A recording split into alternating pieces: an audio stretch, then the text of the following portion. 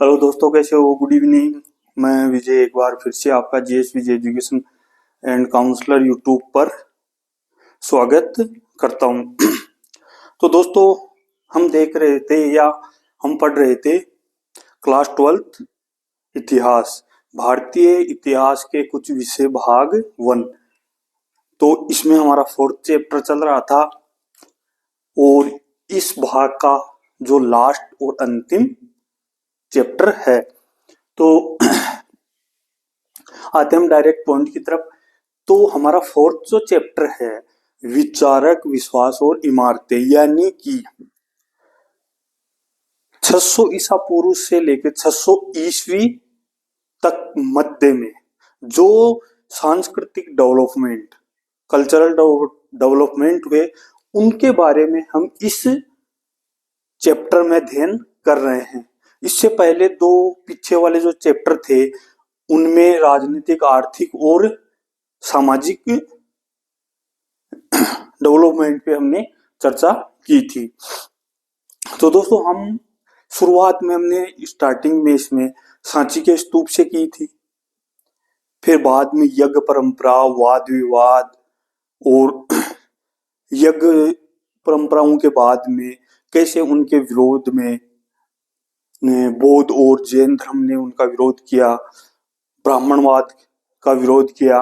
उसके फलस्वरूप अब हम बौद्ध धर्म और जैन धर्म के बारे में विस्तृत अध्ययन करेंगे कि उन सिद्धांत में क्या था और आम जन को क्या समझाने की कोशिश की है। देखो, बौद्ध धर्म या जैन धर्म कोई अलग से धर्म नहीं थे, यही सनातन हिंदू धर्म से निकले हुए धर्म थे। क्यों? क्योंकि उस समय जो हिंदू धर्म, सनातन धर्म में थे, कुछ कमियां सामने आई। इस वजह से महात्मा बुद्ध और महावीर स्वामी ने उन चीजों को या उन जो कमियां थी उनको अस्वीकार कर दिया और एक नए धर्म के और आकर्षित हुए। ये सिर्फ विचार मात्र थे उस समय।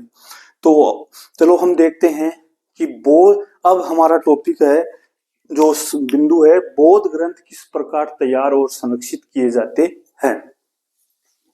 अब हमने पिछले चैप्टर में, आप याद करो, दो बौद्ध ग्रंथों के बारे में हमने पढ़ा था, मंजिमा निकाय और अभिधम पिटक।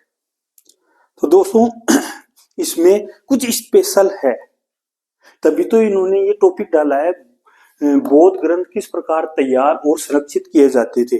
यानी कि ये एक अपने आप में विशेष टॉपिक है, क्योंकि इनके जो ग्रंथ थे उनके बारे में कुछ विशेष है। तो आओ देखते हैं। चलो, तो है महात्मा बुद्ध। अब देखो, बुद्ध जो शिक्षा देते थे, तो देखो, जो चर्चा और बातचीत करके मौखिक शिक्षा देते थे। पहली चीज ध्यान रखना कि जो महात्मा बुद्ध थे वो चर्चा या बातचीत करके मौखिक शिक्षा देते थे।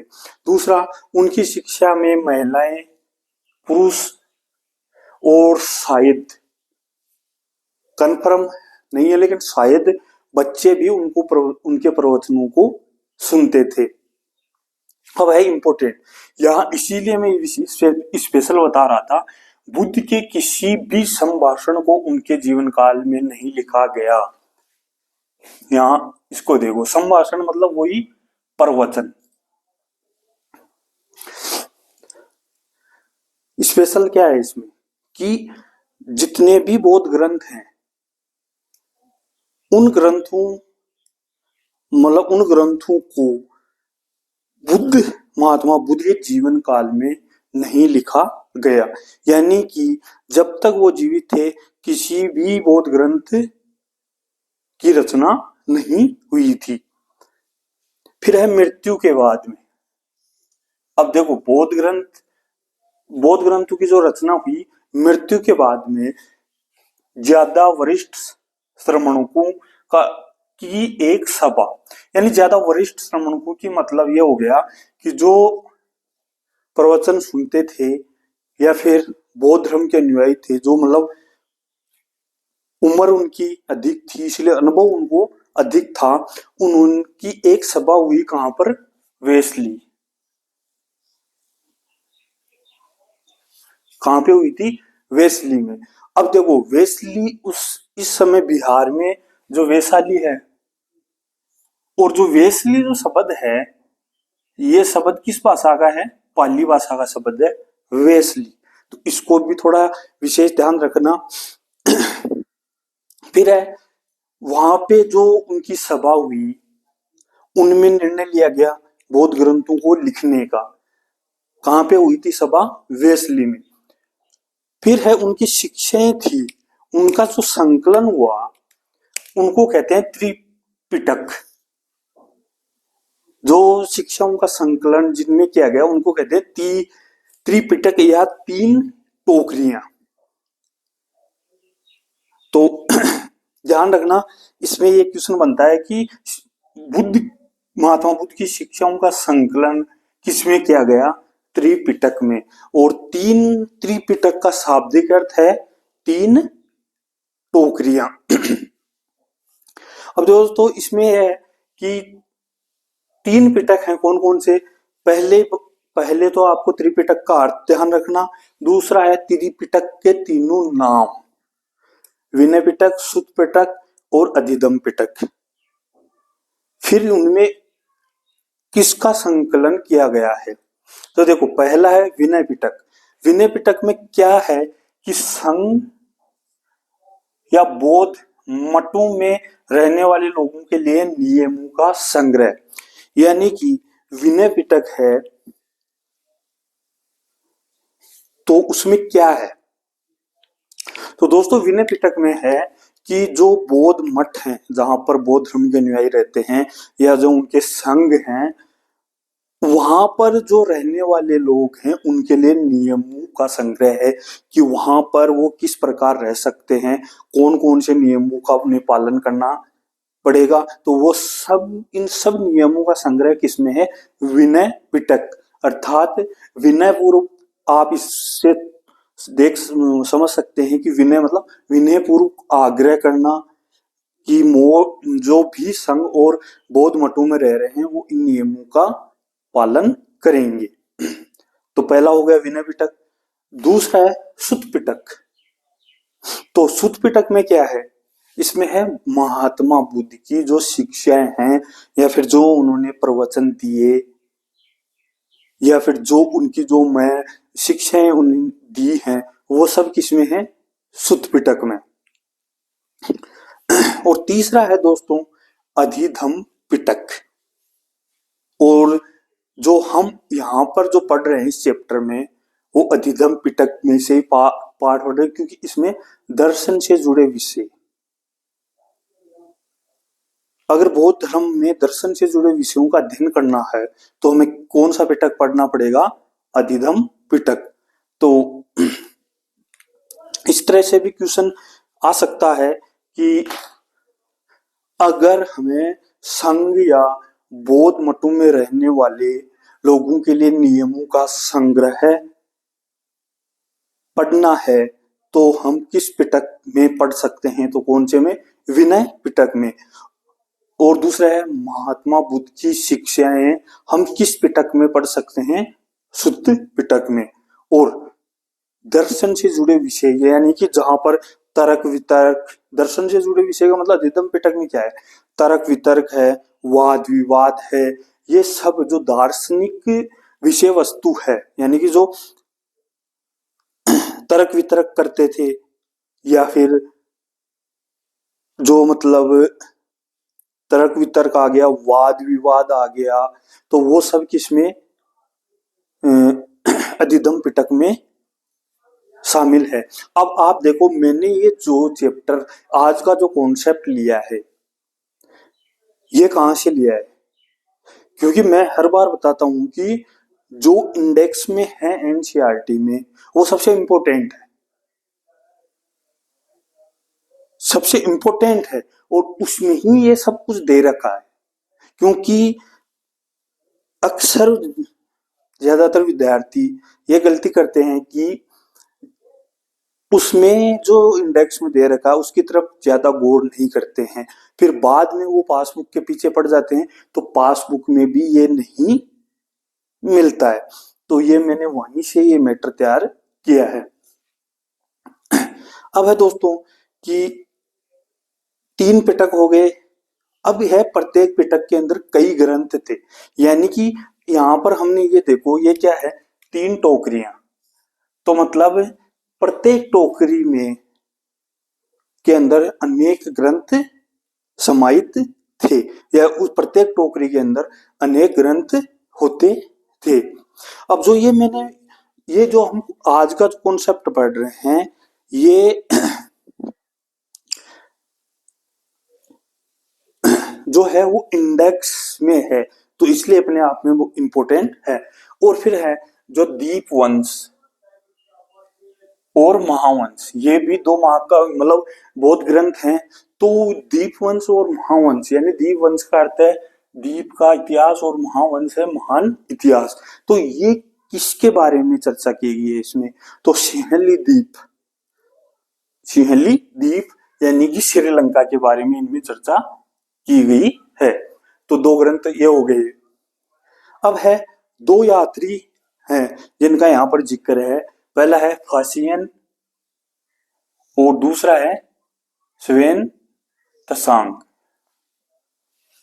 अब एक बात बताओ, इनका हमने पहले भी जिक्र किया है क्योंकि ये पिछले चैप्टर में भी आए थे।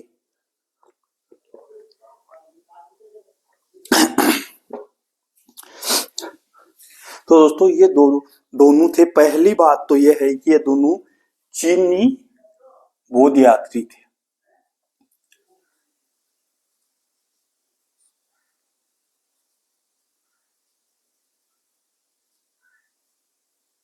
सॉरी, चीनी यात्री थे।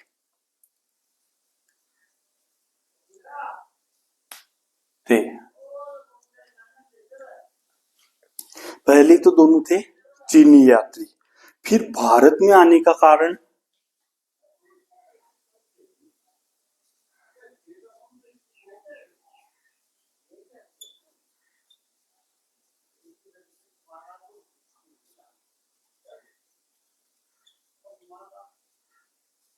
यानी कि बौद्ध ग्रंथों का अध्ययन।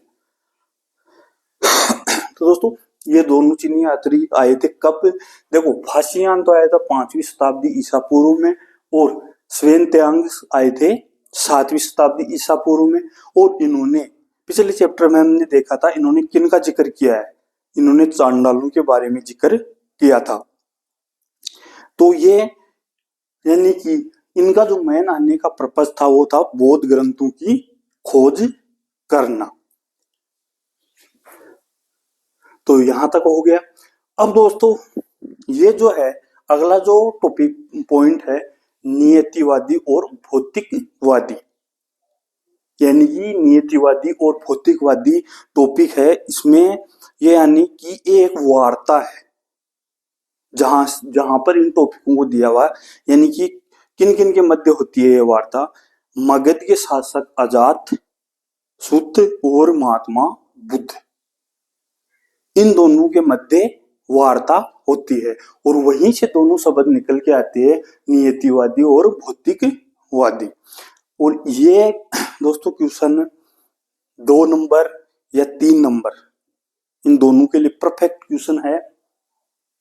और इन आप टेंशन मत करना क्योंकि जो भी क्वेश्चन है यानी कि सब क्वेश्चन की प्रैक्टिस इस बोर्ड पे कराई जाएगी। तो देखो नियतिवादी क्या है, पहली चीज तो देखो आजीविक परंपरा है, यानी कि एक आजीविक संप्रदाय है, तो उसकी एक परंपरा है। दूसरा है, अब अर्थ, शब्द का अर्थ ढूंढना है हमें, नियतिवादी। अब इसमें क्या दे रखा, देखो इनका विश्वास था कि सब कुछ पहले से ही निर्धारित है। इसका अर्थ समझना है हमें नियति का। हम बोलते हैं अपने डेली रूटीन में इसको काम में लेते हैं तो हम कहते हैं किस्मत खराब, या जो भाग्य में जो लिखा हुआ है। हम एक वर्ड यूज में लेते हैं, भाग्य में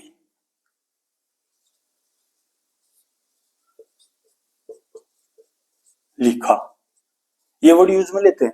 तो वही है, नियतिवादी क्या कहते हैं, इनका विश्वास था कि सब कुछ पहले से ही निर्धारित होता है।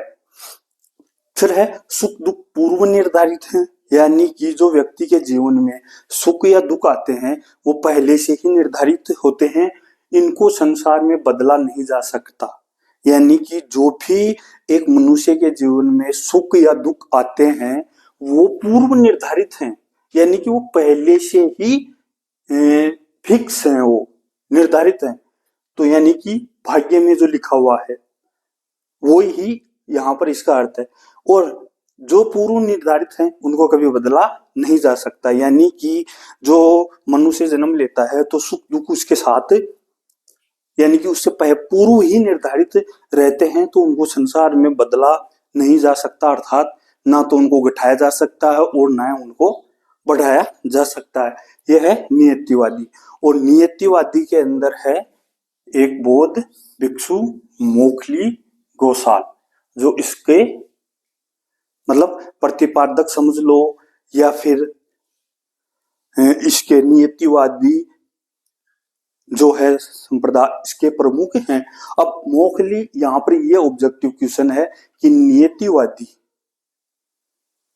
प्रमुख कौन बौद्ध भिक्षु थे, तो कौन है, मोखली गोसाल। अब इसके गोसाल कैसे लगा हुआ है, क्योंकि इसका जन्म गौशाला, जो अपने गौशालाएं होती हैं उनमें हुआ था। तो क्लियर। अब दूसरा है भौतिकवादी, और इसके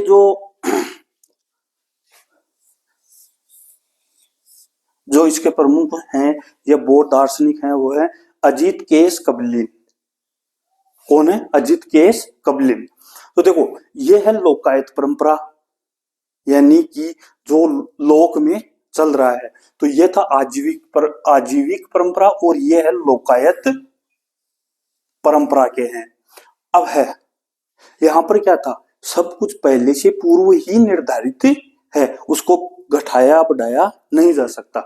इनके भौतिकवादियों के अनुसार क्या है, इनके अनुसार दान यज्ञ या चढ़ावा आदि की बातें मूर्खों के सिद्धांत हैं, खोखला झूठ है। इनका कहने का मतलब है कि जो भी मनुष्य दान देता है, यज्ञ करता है या चढ़ावा आदि की जो बातें करते हैं वो मूर्खों का सिद्धांत है, ये खोखली बातें हैं। यानी कि जो यज्ञ दान और चढ़ावा ये सब करते हैं ये सिर्फ दिखावा है, और इन सिद्धांतों में कोई सच्चाई नहीं है। किन्ने का है, भौतिकवादियों ने। फिर है, अब देखो मनुष्य 4 तत्वों से बना हुआ है, यानी कि जो ह्यूमन बॉडी है, मानव शरीर है, वो कितने तत्वों से बना हुआ है, 4 तत्वों से बना हुआ है। देखो, तो मृत्यु के बाद में मिट्टी वाला जो अंश है वो किसमें समाहित हो जाता है, पृथ्वी में। जल वाला जो अंश है वो किसमें समाहित हो जाता है, जल में। गर्मी वाला जो अंश है वो किसमें समाहित हो जाता है, आग में। और सांस वाला जो तत्व है या अंश है वो कहां समाहित हो जाता है, वायु में। समझ में आया कुछ? कहने का मतलब इसका यह है कि ये जो दान यज्ञ चढ़ावा ये सब हैं वो सब एक दिखावा मात्र है, ये मूर्खों का सिद्धांत है। यानी कि एक मूर्ख या फिर एक विद्वान, दोनों का ही अंतिम में हाल यही होगा, क्योंकि वो 4 तत्वों से बना है। चारों तत्व अपनी अपनी जगह वापिस चले जाएंगे, चाहे वो मूर्ख ज्ञानी हो या फिर विद्वान हो। ये कहना था भौतिकवादियों का। तो और इसका प्रमुख दार्शनिक कौन था, अजित केस कबलिन। तो ये थे दोनों नियतिवादी और भौतिकवादी। इनको यहाँ पे मेन है वो हमने यहाँ पे समझा। अब इसके बाद में इसका एक स्पेशल जो 3 नंबर तक के क्वेश्चन में आ सकता है उसको भी हम बोर्ड पे सोल्व करेंगे। तो दोस्तों यहाँ तक अगर कुछ समझ में नहीं आया तो आप कमेंट सेक्शन में जाके कमेंट कीजिए, और कोई सुझाव हो तो वो सुझाव प्रस्तुत कीजिए। अब है हमारा जो मेन है वो है क्वेश्चन।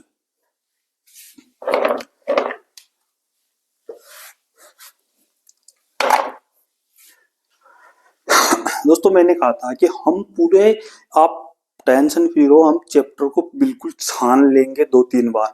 यहाँ पर बारीक से बारीक चीज ली, अब यहाँ पर हम क्वेश्चन के माध्यम से उसको और ज्यादा समझेंगे। तो दोस्तों पहला क्वेश्चन है, समकालीन बौद्ध ग्रंथों में कितने संप्रदायों एवं चिंतन परंपराओं का उल्लेख है? हमने पिछले वीडियो में पढ़ा था कितने संप्रदाय और चिंतन परंपराओं का उल्लेख है, कितने हैं दोस्तों? तो इसका आंसर आएगा, इसका आंसर है 64।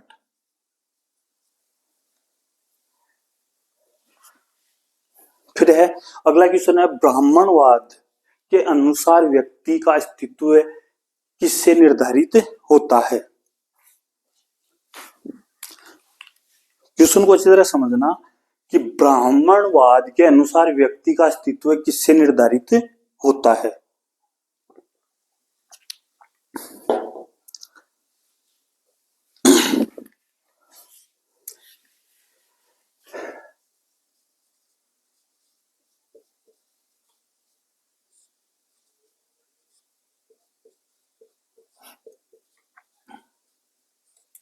किससे है? जाति और लिंग से। जबकि इसी का ही विरोध कौन कर रहे थे? बौद्ध और जैन धर्म। कि व्यक्ति का जो अस्तित्व है वो जाति और लिंग के आधार पर नहीं होना चाहिए, बल्कि ये कर्म के आधार पर उसकी पहचान या अस्तित्व होना चाहिए। अब यहाँ पर देखो, जाति और लिंग, यानी कि ब्राह्मणवाद में जो अस्तित्व व्यक्ति का है वो है जन्म के आधार पर, क्योंकि लिंग और जाति दोनों जन्म के आधार पर ही डिसाइड होती थी ब्राह्मणवाद में। और बौद्ध और जैन धर्म है, उन जो व्यक्ति के अस्तित्व का, यानी कि यहाँ पर ब्राह्मणवाद में जन्म आधारित है और बौद्ध और जैन में क्या है? कर्म आधारित है। अब देखो, एक है छंदोगे, क्या है ये? इंडेक्स में है और इसमें किसका विवरण मिलता है? जो यज्ञ परंपरा थी उसके 2 छंद यहां पर मिलते हैं। तो दोस्तों ये एक उपनिषद है।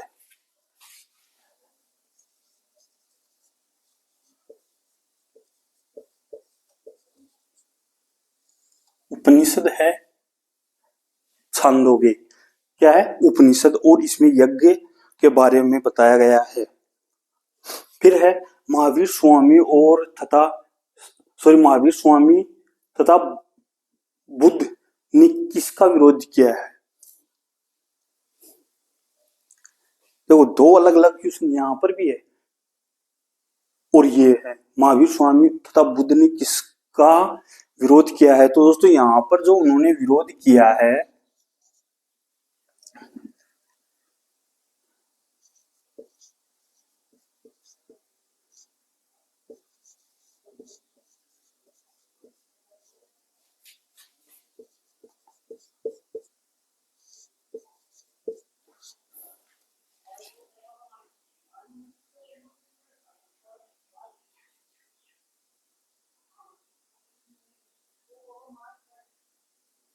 यानी कि वेदों की प्रभु सत्ता का या वेदों की प्रभुत्व का।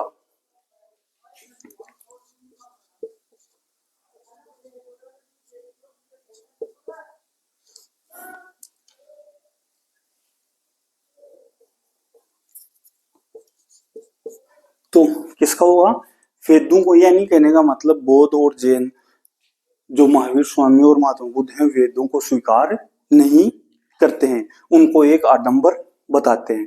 अब फिर है कि उसने चीनी यात्री फासियान और स्वेन तयासांग ने भारत की यात्रा क्यों की?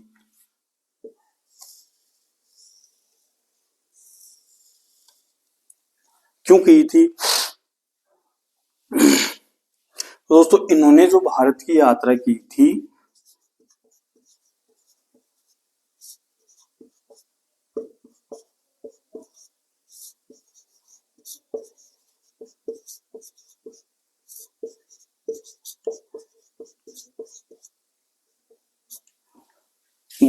ग्रंथों की खोज के लिए।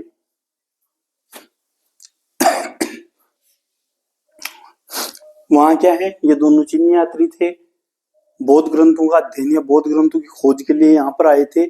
और इसमें दोस्तों ये देखना कि ये जो फंक्शन था ये 5वीं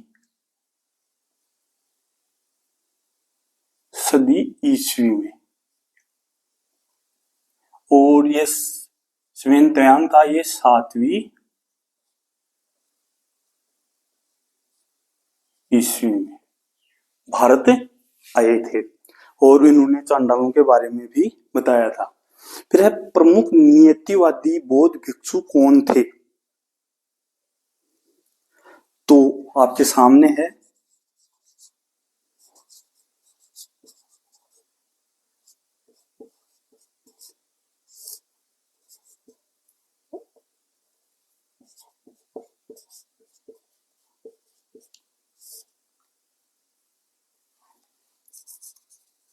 और प्रमुख भौतिकवादी बौद्ध दार्शनिक कौन थे, अजित केशकबलिन।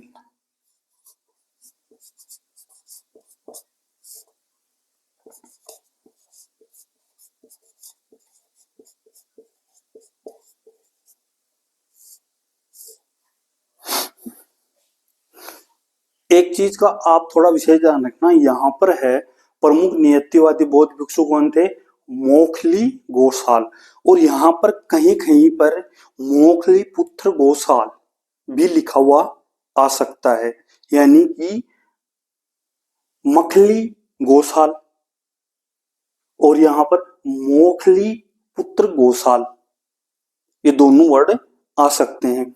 और इस भौतिकवादी है अजित केशकबलिन। तो दोस्तों ये था आज के लिए। कैसा लगा, अगर कुछ आपकी क्वेरी हो तो आप कमेंट कीजिए, अच्छा लगे तो लाइक कीजिए, शेयर कीजिए और सब्सक्राइब कीजिए, ताकि ज्यादा से ज्यादा लोग भाई बहनों को फायदा मिल सके। दोस्तों सिलेबस की आप टेंशन ना करें कि सिलेबस कंप्लीट होगा कि नहीं होगा, जनवरी में कंप्लीट सिलेबस और फरवरी में एग्जाम तक कंप्लीट रिवीजन, और जो पैटर्न है यही चलता रहेगा, साथ साथ क्वेश्चन चलते रहेंगे और क्वेश्चन का हम दायरा बढ़ाएंगे। और क्वेश्चन कैसे लिखा जाता है, देखो वन लाइनर, ऑब्जेक्टिव और जो रिक्तान वाले हैं या वन लाइनर हैं उनमें आपको कोई प्रॉब्लम नहीं आएगी, क्योंकि वो तो एक वर्ड ही उनका होता है। जैसे छंदोगे क्या है, उपनिषद है, और इसमें क्या है जो अपने चैप्टर में दे रखा है उसमें यज्ञ संबंधित 2 श्लोक दे रहे हैं, जो कहां से ले गए हैं, छंदोगे उपनिषद से। अब यहाँ पर जो 2 नंबर वाले हैं या 3 नंबर वाले हैं निबंधात्मक, निबंधात्मक में से एक मैप का आएगा, 2 क्वेश्चन इससे आएंगे। तो ये क्वेश्चन है, जैसे मान लो ये 3 नंबर में भी आ सकता है, 2 नंबर में। अब इसको, ये एक नोट्स है जो यहाँ पर आप देख रहे हैं या जो पढ़ रहे हैं, ये एक नोट्स बेस्ड है, लेकिन इसी को अगर हम लिखें 2 नंबर या 3 नंबर के क्वेश्चन में, तो देखो फैक्ट यही रहेंगे, इन्हीं फैक्ट को आपको अपनी लैंग्वेज में एडजस्ट करना है, तो वो भी हम प्रैक्टिस करेंगे। तो आज के लिए इतना ही, अपना ध्यान रखना। कल, हाँ, और दूसरी 2 इंपॉर्टेंट बात है, हिस्ट्री का वीडियो 6 बजे आपको मतलब यूट्यूब पे मिल जाएगा, 6 बजे अपलोड हो जाएगा। तो अगर फोन नहीं है, मम्मी के पास है, पापा के पास है, तो आप रिक्वेस्ट कीजिए उनसे कि 30 मिनट के लिए फोन आपको दे दे। 30 मिनट से ज्यादा क्लास नहीं होगी। मैंने आपसे कहा था कि सिर्फ 30 मिनट आप हिस्ट्री को मेरे साथ दीजिए, कोई प्रॉब्लम नहीं आएगी। दूसरी जो इम्पोर्टेंट बात यह है कि दोस्तों आपने स्कूल में पढ़ा एक बात, यहां पर पढ़ रहे हो तो, लेकिन इन दोनों का आपको बेनिफिट कब मिलेगा, जब आप एक बार एकाग्र होकर चैप्टर की सेल्फ रीडिंग करोगे। पासबुक में इनमें फंसने की जरूरत नहीं है। जब एक बार आप एकाग्र होके जो भी चैप्टर है, प्रत्येक चैप्टर में करना है, आपको एकाग्र होके रीडिंग मारनी है। उससे आपको ये पता चल जाएगा कि यहाँ मैं क्या पढ़ा रहा हूँ और जो गुरुजी पढ़ा रहे हैं, गुरुजन स्कूल में पढ़ा रहे हैं, तो आप उनमें सामंजस्य बिठा पाओगे और आपके दिमाग में वो चीज छप जाएगी। तो ये इस बात का विशेष ध्यान रखना। ओके, धन्यवाद। कल मिलते हैं और अब हिस्ट्री का वीडियो 6 बजे आपको मिल जाएगा। ओके, धन्यवाद।